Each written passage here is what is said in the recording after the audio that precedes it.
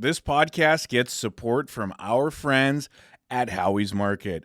Howie's Market is your one-stop destination for full-service grocery, including the best meat and fish departments in all of Southern California. And don't forget about the hooch, Adam. Howie's Market also offers the finest wines and spirits and a wide variety of craft beer selections. And if that's not enough, and why should it be, Howie's Market hosts monthly wine tastings and parking lot barbecues every single weekend. We're talking tri-tip sandies, half chickens, baby back ribs, all beef hot dogs, and more. No wonder they were voted the best butcher by Los Angeles Magazine. So head on down to Howie's Market, open 7 days a week, and conveniently located in the heart of the San Gabriel Valley at 6580 North San Gabriel Boulevard. Stop on in and tell them Nation Golf sent you. And give them a follow on Instagram at Howie's Market.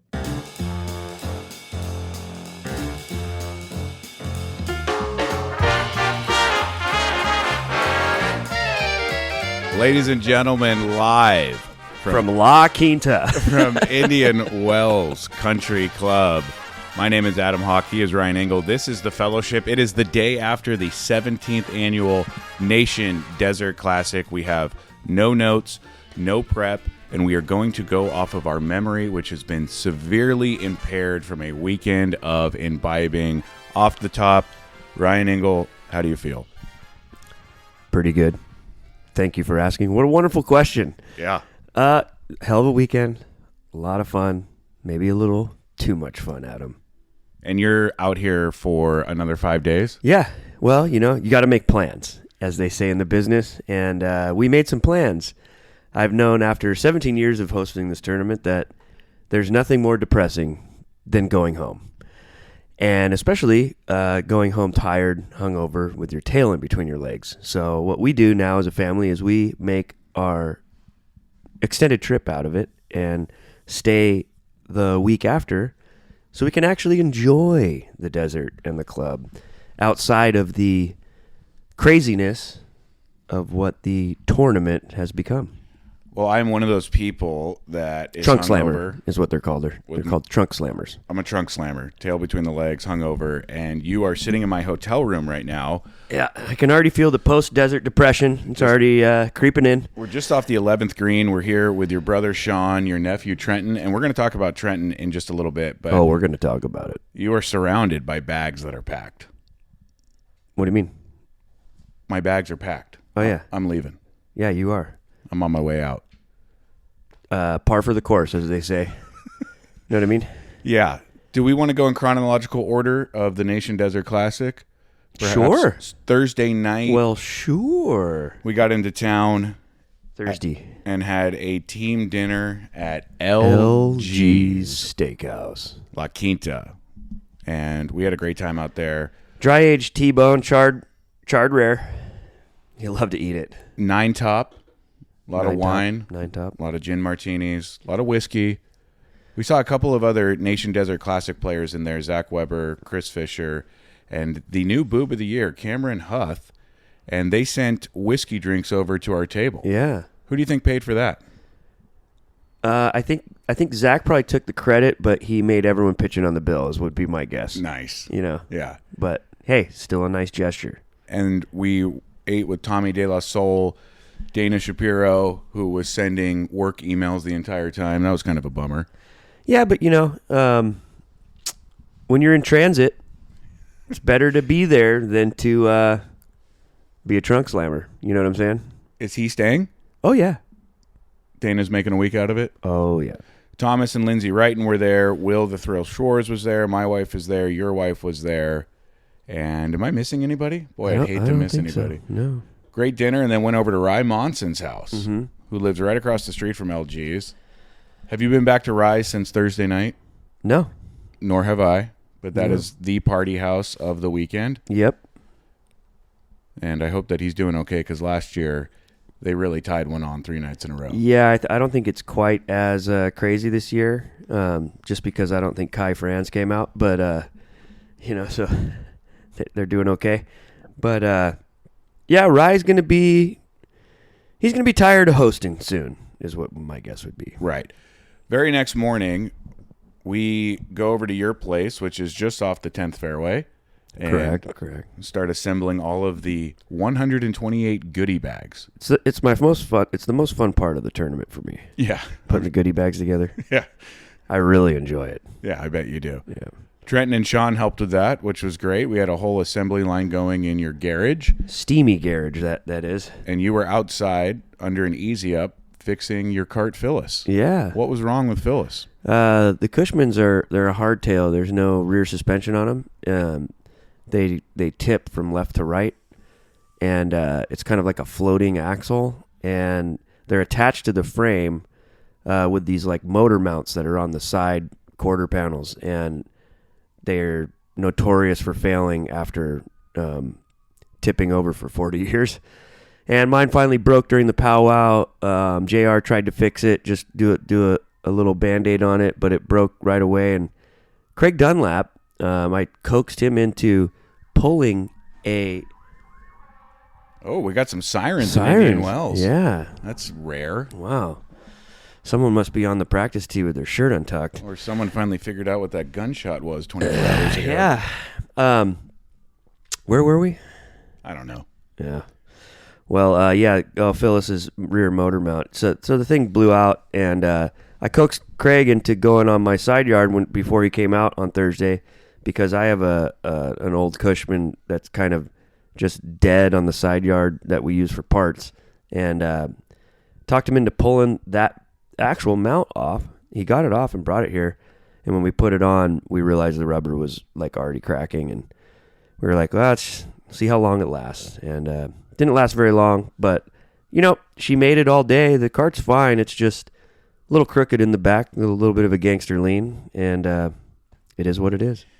After the assembly line of putting the goodie bags together and you fixing your cart, we headed down for the 10th annual Nation Derby at Indian Wells Country Club. 60 players, 30 teams, absolute bloodbath. And you and your partner, Geoff Extreme Overstreet, defending champions, you guys made a deep, deep run. Yeah. But before Should have won. Before we get into how that ended up, in the middle of the Derby, your wife, who is driving a classic cart that you spent a lot of blood, sweat, and tears putting back together, her cart died, went on the fritz, something happened. No, it didn't die. Okay. She broke it. Uh-oh. Yeah, she broke it. Uh-oh. Yeah. And how did I know you think it's funny because you thought the cart broke down and you thought that reflects poorly on me, and I appreciated that you finally had some balls to make a manly joke like that and a smirk and talk about it. But yeah, she fried the resistor by using the gas while the parking brake was on. How many hours did you put into this cart? Couldn't even tell you. How much money? A lot.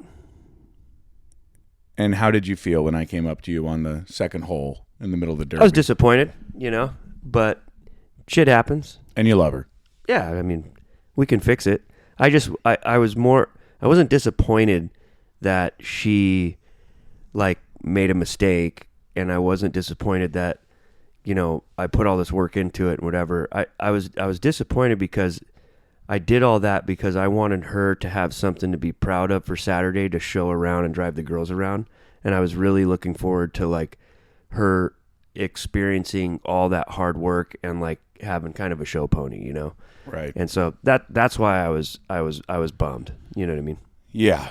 Now where's that cart? It's in the garage. We're gonna fix it this week. I just got to go get a part from JR. Nice. But we just didn't have enough time to do it because Friday night. When could we have fixed it? You know what I mean? So the Derby started around 2:30. It ended around 5:30. 3 hours to play 5 holes. Yeah. You decided this year, let's add 5 more teams and let's add another hole. Yeah. And we still had time. The final 4 teams went to a playoff on the 18th green. Mm-hmm. Not once, not twice, 3 times. Wow. Do you normally complain about everything we do that's fun? Let me pull the room here. Was I the only one bored by the second playoff? No, I was not. Give me a break. Well, you were in it. You were playing in it. Right. Right. So a lot more fun for you to be in it. But you ended up finishing in second. Right. With Geoff Extreme Overstreet. You guys took home $360. Ryan Yoshida and Chris Jones, two new players. Well, Yep. Chris Jones is new. Ryan Yoshida is not. This is his second year. Relatively new. And they took home $1,000 cold hard cash. You love to see it. You really do. Yeah. So good for them. And that rolled straight up into the veranda behind the 18th for a draft party. I think it's veranda. Okay. Okay. First time we've done the draft party outside. How'd you like it? What'd you think of it? I have mixed feelings about it. Oh, my God. Do you have any fun doing anything? Yeah, I loved being outside because the view was fantastic. We got to smoke, which was awesome. I think that the players really enjoyed it. The food was incredible. A little hot, and my wife and I, who were running the logistics of the draft party, were just buried in a corner, taking on everyone's sweaty handshakes, and it was like a hot box sauna back there for us. But other than that, it was fantastic. I thought you Fullerton people would be used to shit like that. You know what I mean? But it was great. And before the draft party started, you pulled up your 11-year-old nephew, Yep. Trenton Engle, son of Sean Engle. And what do you like to call Sean? Chongo Blanco. Okay. Yeah.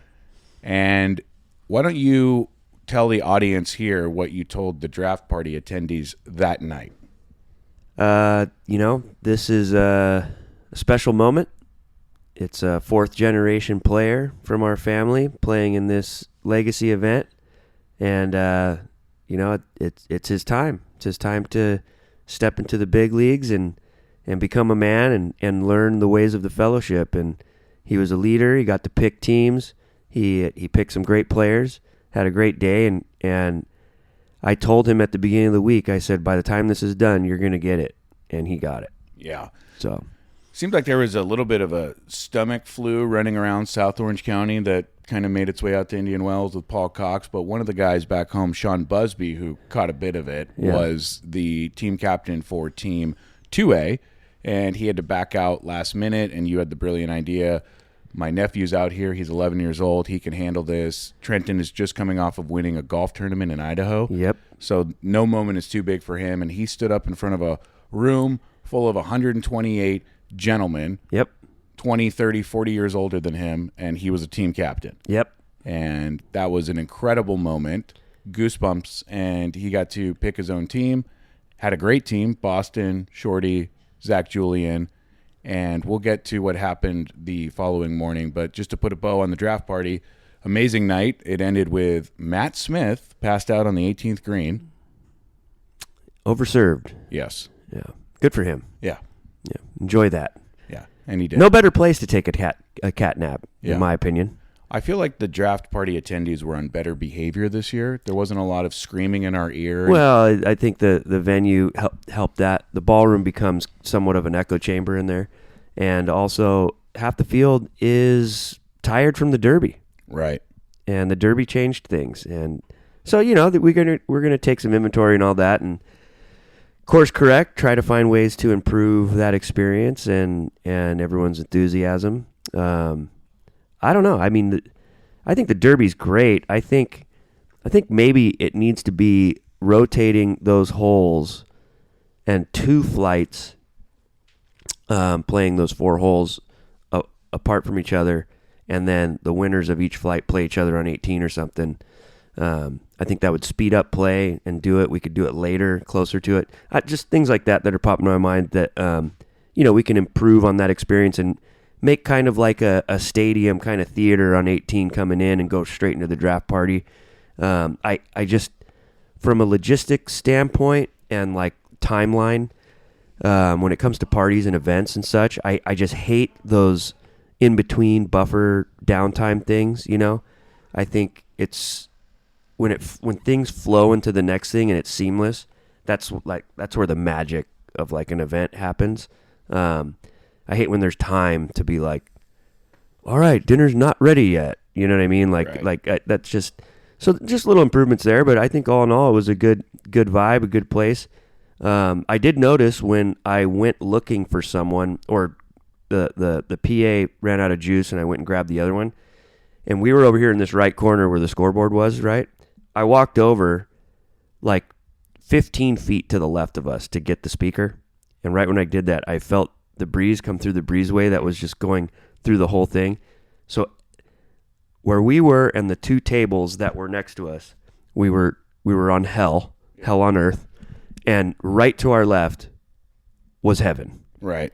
And so next year we're going to move that board and the scorers table into the breezeway. Love it. And it'll be much nicer. But things like that, I think it was a good thing. I just can't say this enough. Chef Josh at the club, just, boy, did he bring it.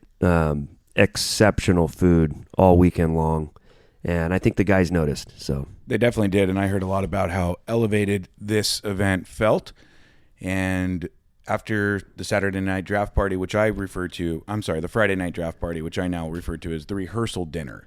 That's where everyone gets to know each other. They've gotten into town, and then that just makes Saturday that much better because you've already shook hands, seen each other, hugged it out. Right. And then you're just excited to get to the next day. So we get to... Were you excited? No, I hate setup in the morning. Okay. Are you excited now? Not really. Yeah. When was the last time you got excited? When Trenton teed off for the ceremonial first tee shot. Okay. And before that? It's hard to remember. Yeah. I could imagine that'd be the case. Yeah. It's a lot of work, this tournament, but we have a lot of help. I just hate the setup in the morning because... You suck at it. I suck at it. Can't work with my hands. Got a fistful of thumbs. And then you just yell at me the entire time for not being good. I didn't even really yell at you at all this time. Something that I've never been good at. I didn't really yell at you at all this time. I really didn't. Really? Setup was crazy because a 30-mile-an-hour gust came through and took all 8 legs of the giant tent off of the ground. Yep, that was a unpleasant moment. The thing that sucked about that is we got everything set up and it looked killer. Right. Like we were so dialed, like the decor I did on the inside of the tent, like that whole thing, it was shaping up to look like our best check-in ever. Mm-hmm. And, we got humbled a little bit. We sure did. Mother Nature said, wait a second here, guys. Yeah. You can't have steak and lobster and tuck your shirt in all the time. We're going to have to throw some wind in the face here. So if you want to make God laugh, yeah, tell him your plans. Yeah. Yeah. But we got that done, hustled back home, and then despite sending 15, 20 emails telling people not to show up before 11. Yeah, I think the first guy got there at like 9:15. Yeah. What are you showing up early for? Yeah, I don't know. You want to watch us put stakes in the ground? Sweaty? I think that's the part that sucks is like you're missing out on the reveal. So there's show up too early guy, which sucks. And then there's also show up with 30 minutes left and check in, and like you don't get to talk to anybody, you don't get to eat the sandwich. Like it's like, hey, let me know next time and I'll take that charge off of our banquet bill. You know what I mean? Like I just paid for a steak sandwich you didn't eat, pal. You know what I'm saying? And so the check-in party is from like 11 to 12:45, 1-ish. Maybe show up at 11. How about that? What a crazy thought. It's a Saturday. You have the day off. You've planned for this event. You are in the desert. Go to breakfast at 9. Go get changed. Tuck your shirt in. Drive over to the club and soak in every minute of the thing. I guarantee you'll have more fun. Right. And you'll get a steak sandwich for lunch. But you know what? We're all growing up at our own speed, Adam. And some of those guys are still learning. And I pray for their journey. And I hope that their experiences and wisdom can finally grow to a place to bring them to the promised land when it comes to the Nation Desert Classic. Well, someone that got a warp speed lesson in learning, your aforementioned 11-year-old nephew, Trenton, who you called to the first tee to hit a ceremonial tee shot, a tee shot that has plagued pros and amateurs alike. Yeah. It suits nobody's eye. It's a lot of forced carry. It's a crazy shot. And you called your nephew up to hit it in front of 128 people. How did that go? It went really good. He smoked it, and he split the W palms on the end of the lake with a little cut, and it rolled out right to the pinnacle of the apron, end of the runway, dead center, fairway, hole one. Well, joining us live right now from the Indian Wells Resort Hotel is Let's take it away to Adam Hawk. He's got Trenton Engle here on the fairway. We're down Adam, here. what's it feel like down there today? We're down here on the couch. Thank you, Ryan, with Trenton Engle, your nephew. Trenton, when you heard your name called for that tee shot, first off, did you know you were going to be called? No. Total surprise. Yeah. And how did you deal with that surprise? Pretty well. Were you nervous? Yeah, very much so. Take me through your thoughts when you Your thoughts? walk through a tunnel. Your thoughts? Of 128 people, driver in hand, ball and tee, and you got to lean over and peg that thing. Was your hand shaking? Yeah, it was. I barely even put it in the ground. But you did, and then you took a practice swing, and what went through your head when you were about to pull the trigger? Don't shank it. You got to love this kid. Yeah. You got the ball right on the center of the face. You split the palm trees. Was that exactly what you had in mind? Yeah. And what was the feeling afterwards when 128 guys were cheering so loudly for you and you had just accomplished something that many people before you have not accomplished before in terms of hitting a good tee shot in front of everybody? It was amazing. There wasn't, like, a better feeling. It was really cool. And you're playing competitive golf now. Do you feel like that experience is going to carry over and just calm your nerves for everything going forward? I think so, yeah. Love it. Ladies and gentlemen, Trenton Engle. Hey, you can say what you want about the Ingles. You can feel what you want about the Ingles, but just know one thing. We're built different. And you'll love to see it. Shawnee, can we borrow you for a sec? Yeah, Come get on the over. couch. We got Chongo Blanco in the There we go. house right here. Why don't you take this one away? I'm going to let Sean hold the mic. But Yep. the first question will come from me, and then I'm just going to hand you the mic. As a dad this weekend, to see your son handle himself with so much poise, so much maturity, and to carry on the legacy from being a draft captain and picking a team to hitting that tee shot to actually going out with the team and playing well, how proud are you? And you can hold this mic now. Yeah, that was it was probably one of the most top 5 proudest moments I've had, especially when it regards to Trenton. But it's super hard to explain this tournament when it comes to friends and family. You just have to get out here and be involved with the tournament. And Trenton is he's going to be here a long time and involved in this tournament. And so it was a great opportunity for him to be involved in it. But moving forward, he's just going to be one of the guys now. And it was tear jerking for sure. It was so emotional that I couldn't even record it. I just wanted to soak it all in naturally. And I appreciate people sending me text messages in regards to the video and everything. But it was unbelievable. Yeah. It's crazy because I gave a little speech on the first tee about, my first time playing the club with our grandpa and how nervous I was then, and then how long we begged for him to let us play in his tournament. And when we finally got to, and we're old enough to play in it, just how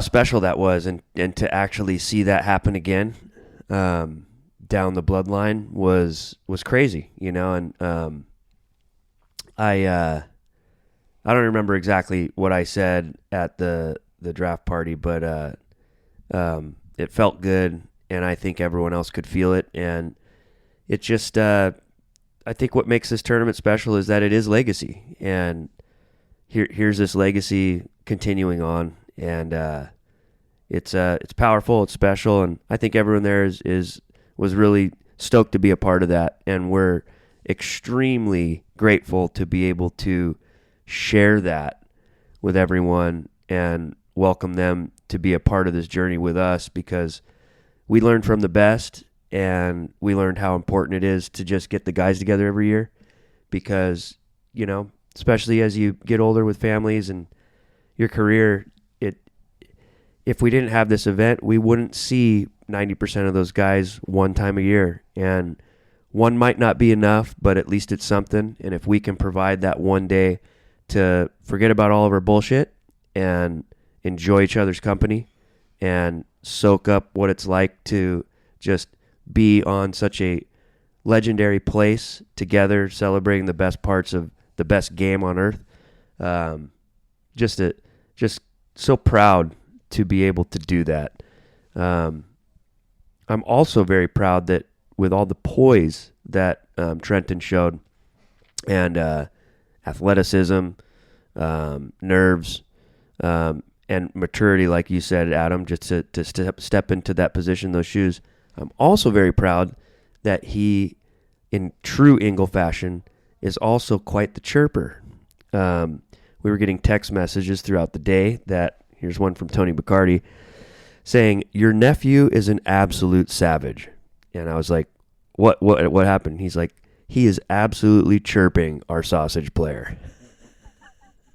So we went up and saw him, and I started hearing all the stories, and Trenton's just giving the older boys the business, not backing down, and Chef Adrian De La Torre was in the group in front of him, and he said something about like, "Oh, you're a chef, you can cook, but can you golf?" And then De La Torre shanked it, and then we caught up to him, and I said stuff, and I was like, "Well, hey, at least you can cook, bro," and so he was getting the business from all Ingles that day, and it's rad.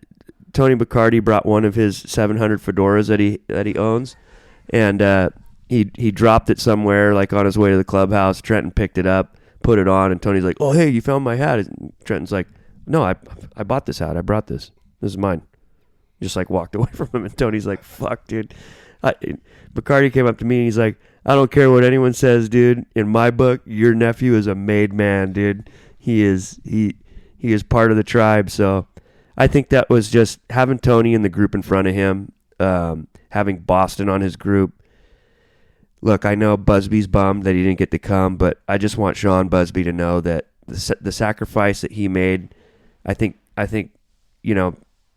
this was in God's hands this weekend, and we didn't plan for any of that, but the magic that came from that was just absolutely unbelievable. And I think it's a testament that the place that Trenton took was Sean Busby's spot, and being an absolute nation stalwart and huge supporter and someone who's been there for a long time with us, it was quite fitting that those were the shoes he filled.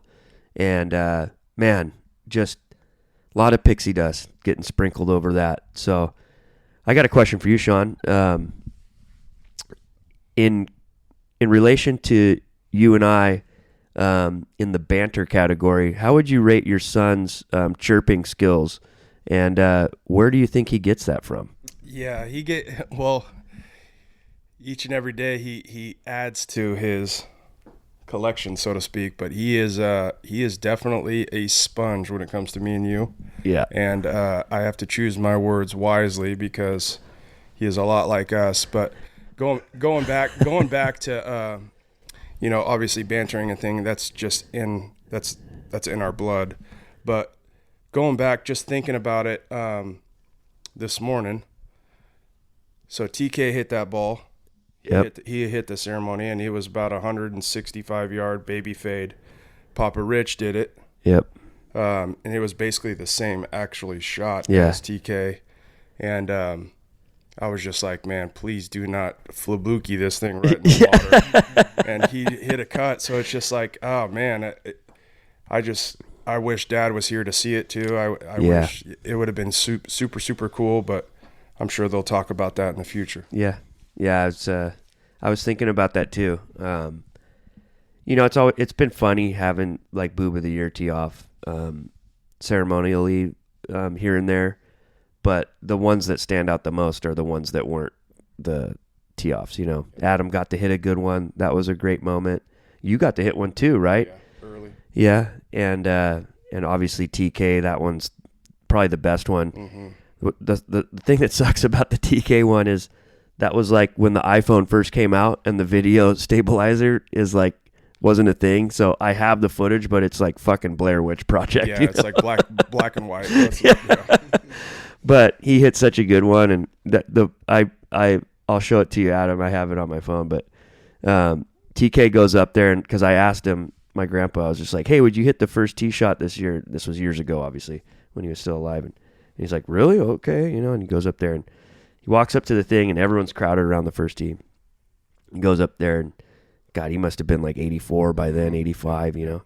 And he turns his back to everyone, aiming at the clubhouse, and takes his practice swing, like not looking at anyone. And you can hear Shaddy in the background going, "Oh, he hits the clubhouse," or something. Everyone's laughing, you know. And then it like gets quiet again. He turns around and just fucking smokes it. Mm-hmm. And Jason Starr was playing that year, and he took a picture of TK at impact, just like in the slot, dude. Yeah. And he sends it to me, and he's just like, "Look at your grandpa's position."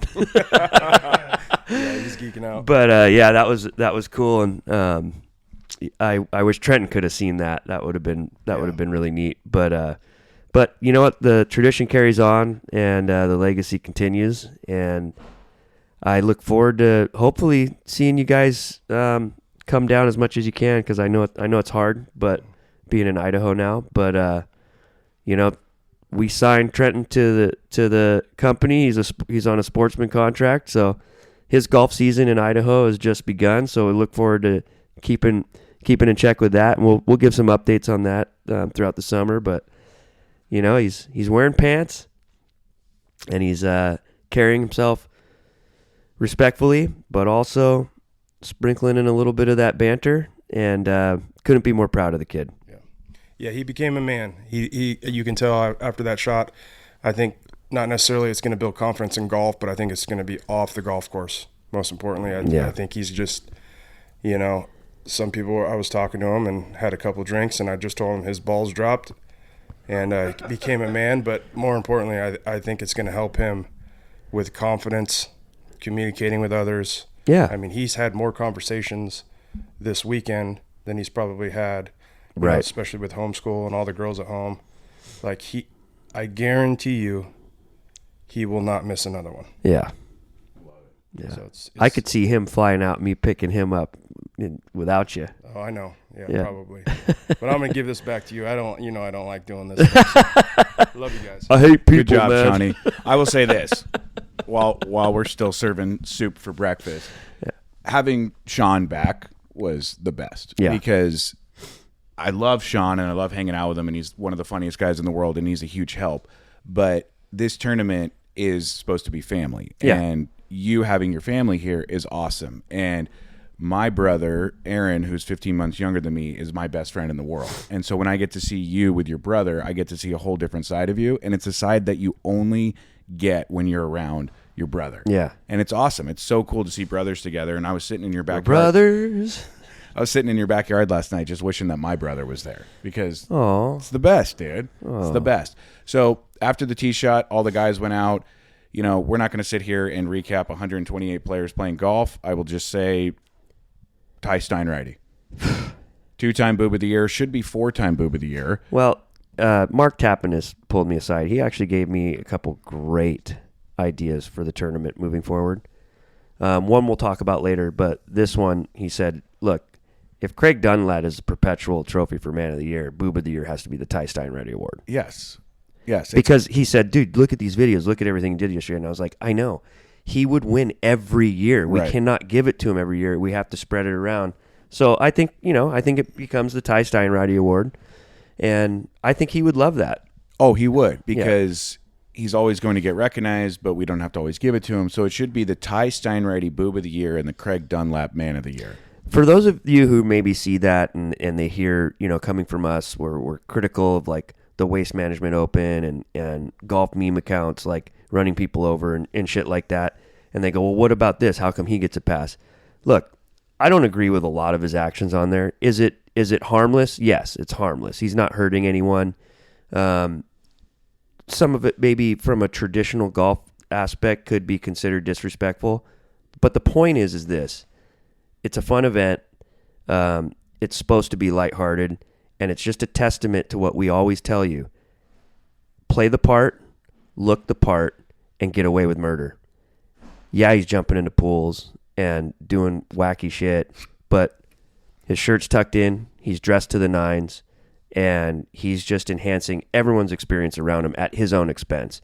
And so, I'll die on that hill. Anyone who has a problem with Ty Steinready, take it up with me, because he's part of the family, and he's invited every year. I look forward to seeing what crazy shit he does next year, but I know that when he does, he's going to be tucked in and respecting the tradition of the tournament in the sense of celebrating the fellowship. He jumped into 5 pools yesterday and walked into the pond To get his ball. which I believe is called the Crosby Prom Pond. No, it's the Lake Philbing. Oh, okay. So I just had the last names instead of the first names? Mm-hmm. Okay. And yeah, he walked in waist deep to the pond, actually found his ball, and then jumped into 5 pools afterwards, left one of his shoes in the fairway, played with one sock on the entire time, did yoga poses on top of his golf cart, reenacted the final scene of Dirty Dancing with his partner, who then fell into the pool trying to hold him up. Mm-hmm. Actually, very graceful. They had the leg kick. Did you see that? Yeah, it was nice. But my favorite Ty Steinready video from yesterday was he was on number 6, closest to the pin. He took the biggest swing I've ever seen, hit 10 inches behind the ball, completely whiffed it, took a beautiful divot, though. Yeah. And then he posed on it for a solid 30 seconds and imagined what that ball would have looked like and pantomimed the entire thing, and then turned around and goes, "Did you guys see how close that was?" And the ball is just sitting right there on the tee in front of him the entire time. He never looked at it. It was incredible. Yeah, he is just... whether he's on the sauce or not, he is a special human being. I normally roam around with you or without you to say hi to people, but I dropped anchor at hole 13 yesterday, and that was a fiesta. Yeah. Total party. And shout out to Cindy Hill, who goes into her own pocket, buys bottles and bottles of tequila, spicy candy at the border, Mexican blankets, and just totally tricks out the Cinco de Mayo She tent. crushes it, dude. She's so good at it. Yeah. So shout out to Cindy Hill. That I love that hole in that tent has become a thing. For me, that's just it's just a testament to what this thing has done. We get a lot of credit, and maybe some of it's deserved, but not all of it. We definitely created a place and an opportunity, and we're just blessed with like-minded people who have been inspired to add to this thing. Right. And it's just a perfect example of that. In, hey, I want to do this, and now it's a thing, and it's wonderful. It is. And the guys look forward to it.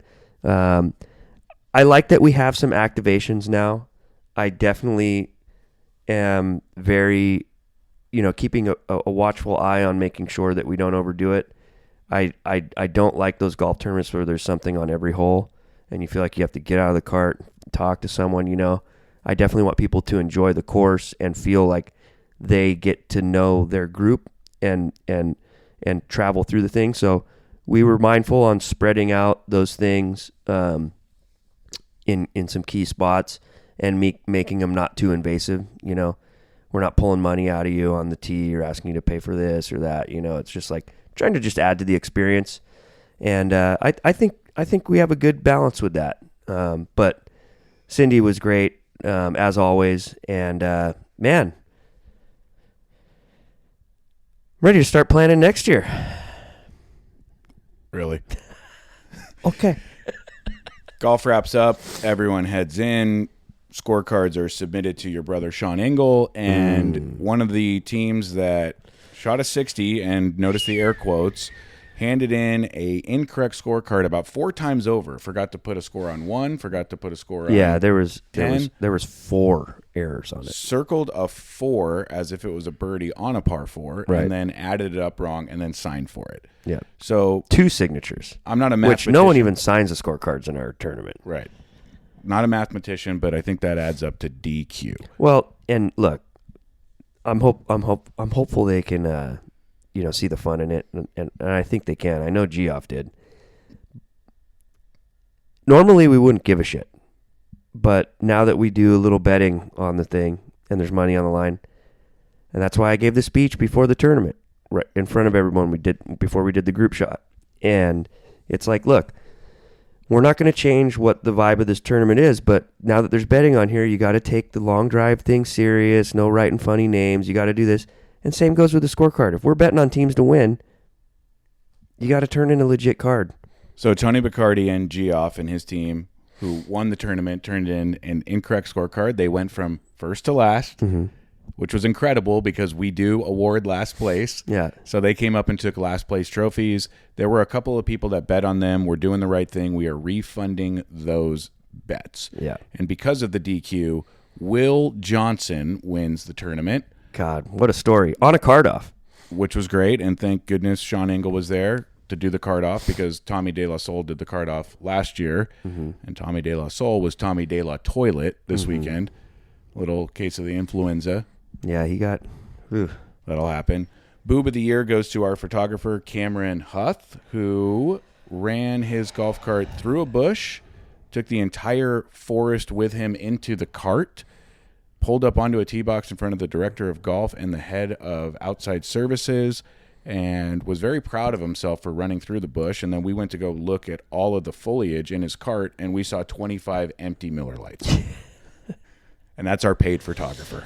Yeah, who weighs all of 116 pounds. Soaking wet. So we knew we were going to give him Boob of the Year, and during the awards ceremony, about 5 minutes before he won the award, he knocked over a surfboard that you made right in front of the entire room. And I told the ballroom, I gave a little foreshadowing. I was like, this will all make sense in a few minutes. Nothing like a guy cementing an award that he was already going to win 5 minutes before he wins it. Yeah. He took it very well. Again, the Boob of the Year is a hard award to give out because some people can take the joke. Other people feel like the butt of the joke.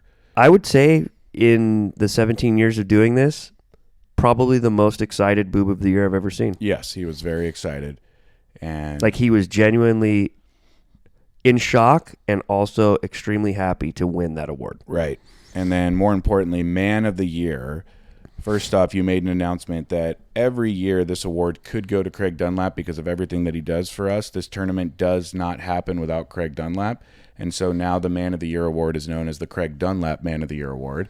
And the winner of the Craig Dunlap Man of the Year award, Chris Fisher, a.k.a. Cousin Clubs, who beat back cancer this year and is just the nicest gentle giant in the world.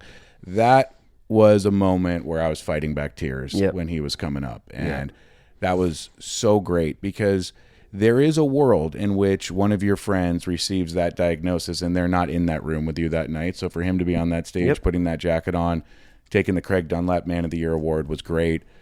And I love that guy, and I know he loves us. Great dude. And then we went outside for the Man v. Boo playoff, which was in. Thankfully, I got there in time because you were trying to discount the competition there because the sprinklers were on. So you were going to let those guys play with a 7-iron from like 80 yards off the green. And what you wanted to do was let's take these guys and a camera crew holding $20,000 worth of equipment and kids, and let's all go stand in the sprinklers. Yeah, and we walked. We did the snake run, avoiding the sprinklers. Everyone got giggly and a little wet, and it made for the Man versus Boob. So I'm glad I got there in the nick of time.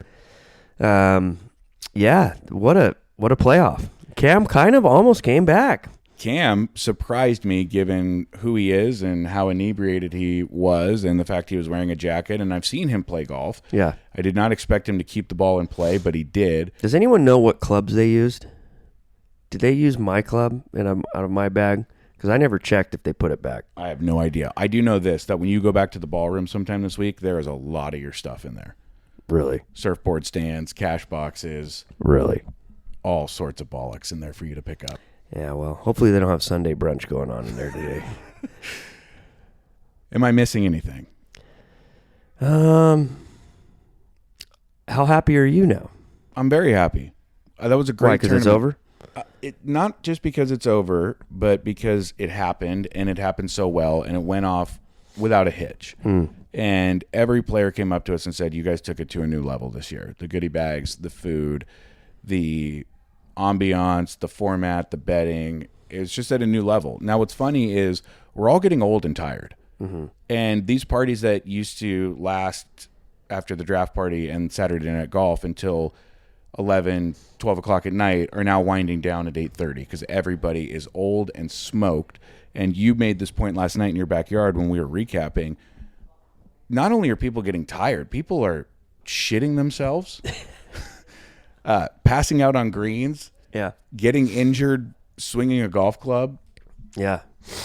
It's My back hurts. Yeah, we have a player, Carly Gilchrist, who plays with the Charlie Hoffman back brace on. Yeah, I'm telling you, the geriatric golf tournament is near. Right. It's in sight. Okay, so as we wrap this up, that's 17 down. How many more to go? My grandfather did 30. We got a head start on him. He started his a little later in life than we did. I'm thinking we do 40 of them. My wife's in the other room. I hope she didn't just hear that. Yeah, so I think we're still shy of halfway, but we'll get there. I'll tell you this. We made it a tradition that we made the 10th annual really, really special. And so we're going to start planning for that. We're going to make the 20th annual something that no one forgets, because people still talk about the 10th annual tournament. But yeah, we're going to do something really special for the 20th. Next year will be the 18th, and we'll just keep trying to find ways to improve it and do it. And when we get to 40, I'll send you a postcard. Be like, wish you were here. I know it was stressful for you, but man, we did it. And thanks for all the help back in the day. You know what I mean? So that'll be really cool. And yeah, hopefully postage isn't too expensive when it comes to that, because without you and the team's help, if I have to take this thing over again and do it myself, budget will be an issue. But yeah, we did good this year. We did. And the Zell thing worked. Testament to you. Well, it didn't work. It just saved us money. Sure. But I guess you could call that working. And yeah, I think we do checks next year. I think you got to mail in a check. That's my opinion. Okay, so let's just make it more complicated and convoluted and less trackable by inventory than we did this year. Yeah, I think checkbook's the way. Okay, very good. I want to thank the team: Will Schwartz, Tom Wright, and Justin Jung. Yeah, Tom, Justin's. You know what you're going to get with Justin. He knocks it out of the park every year. He always, despite my poopy diaper and stress level trying to get the setup going, he always finds a way to coax me into nailing down the intro stuff. And I think we got some good stuff. So, and then obviously he's just such an equipment nerd. His upgrades every year. Oh, hi. No problem. Oh, you're next door. Wrong room? Well, it's great to see you. We're recording a podcast, so this is actually a great moment. Yeah. Yeah. Not a problem. Have a great day. Yeah. Indian Wells Resort Hotel, where strangers just walk into your room. That was the longest, oh shit, I should close the door and leave I've ever seen. Anyways. I did engage her for a little bit. That's true, yeah. Are you engaged? Yeah, but, Justin always knocks out of the park. He's such an equipment nerd that he always comes every year with some new gadget, some new thing, and the shots he gets are incredible. But the big standout is Tom Wright, and he just he has this look in his eye where he understands what you're asking him for, and he's also like, you can just see him, like he has this like calm smile to him in his eyes that's just telling me while I'm looking at him worried about a given topic, and I can just see that he's going to do what I'm asking but take it to a different level Right. that I don't even see yet. Yep. And he's just like, he said something to us a while back where we asked him on a project or something. He's just like, "Oh yeah, give me the stuff. I'll make it cook," And I was like, Thomas is the chef, dude. That's right. He can cook. Yep. And Will the Thrill was the jack of all trades. Will came through clutch on a number of things. Johnny on the spot. And what we learned and what he said last night when we were having a little powwow after the tournament is, he was like, I was sitting back and watching you guys operate how you do it, and just kind of taking notes and whatever. And next time around, it's like, all right, dude, show me what to do. I'm doing it, you know. Yep. And big shout out to Lindsey Wrighton. Oh yeah. Of course, I forgot about the jackets this year. Yep.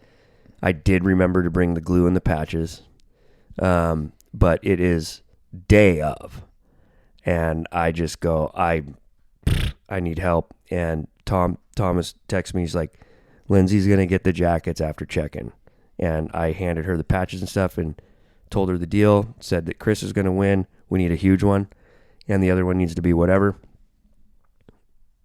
And just execution. Yep. They just do it.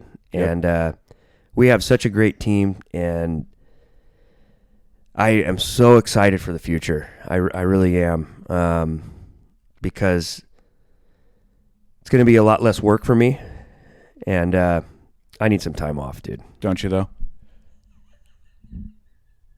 Work. Thank you to LG's. Thank you to Hestia. Thank you to Zico. Thank you to Powerbuilt. Thank you to Slab Cigars. Thank you to Vice Drinkware. And thank you to Bushwood Spirits. And thank you to Bushwood Spirits. Brad at Bushwood definitely hooked us up. We had some signature cocktails, plenty of hooch, as you like to say. Yep. And Sean and I were drinking the 7-year long ball on the rocks yesterday. That's some good stuff. That is a smooth American bourbon. Or is that one of the Kentucky one? I can't remember, but I look forward to working with them. They want to link up and do some more stuff. So really excited for Bushwood, and thanks to Tito's too for doing the Bloody Marys on the driving range. And that was nice. Thank you to Indian Wells Country Club. I mean, the team we have at Indian Wells right now is, in all the years that I've been there, it's the best by a long shot. Paul Cox is the greatest director of golf in the history of the game. Dennis Coker, the GM, is he's an events guy at heart, and he's such a good leader, and you can just tell that, everyone in their department respects him and knows they have to execute on these events. And from presentation to communication to the actual products, whether it's food or what have you, I'm talking every department just knocked it out. Luis Paz with the food and beverage, Chef Josh and his kitchen staff, Paul Cox and Benny Ling with the pro shop. I mean, the golf staff, obviously Mark Winstrom, he's the greatest starter in golf. Indian Wells is sitting on such a good team right now, and the course was the best it's ever been this season. Yep. And I've always been in awe of the place, but right now we're actually going down a path where there's an opportunity here to live up to its potential for the first time in a long time. And man, to be able to witness that and be a part of it, having an event here with them, truly blessed. Yep. And Eric Vorpagel as well. Oh, I mean, yeah. Great guy. The Cart Barn guys are on it, and they're the ones that take the brunt of this event. If you played in the Nation Desert Classic, check out the link in the show notes, whatever podcast platform you're listening to. You can become a member at Indian Wells Country Club with Ryan and myself for the best deal ever offered.